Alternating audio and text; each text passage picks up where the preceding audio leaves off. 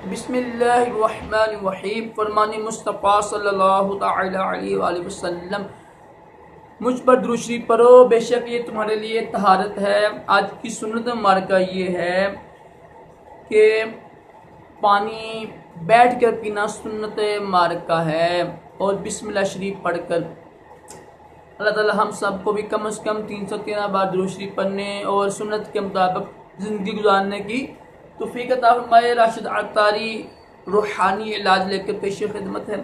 आज हम रूहानी इलाज सुनेंगे इंशाअल्लाह जादू की काट के बारे में।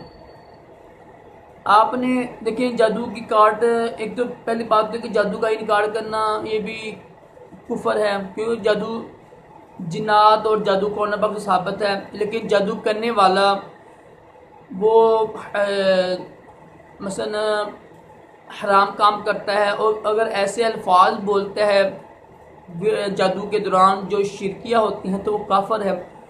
और लेकिन जादू की 7-8 अक़साम हैं जिसमें एक हलाल भी है।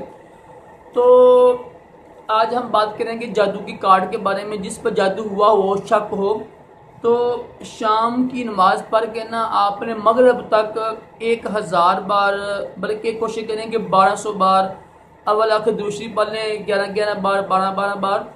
और सूरत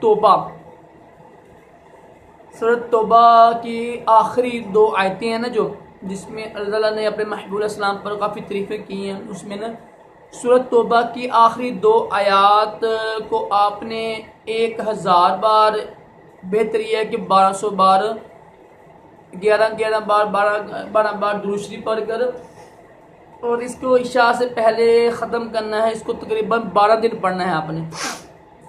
12 दिन पढ़ें इंशाल्लाह। जिस पर जादू हुआ होगा उसको पानी दम करके पिलाएं, उसके ऊपर फूंक भी मारें। इंशाल्लाह इसकी बरकत से जादू की काट हो जाएगी, वो ठीक हो जाएगा। उम्मीद है आपको वीडियो अच्छी लगी होगी। मेरी कुछ तबीयत काफ़ी दिनों से ख़राब है, दुआ कीजिएगा अल्लाह ताला मुझे भी शिफाए कामला ताकत ताकि आप लोगों के लिए अच्छी वीडियो बनाया करूँ आपके फ़ायदे के लिए। अल्लाह हाफिज़।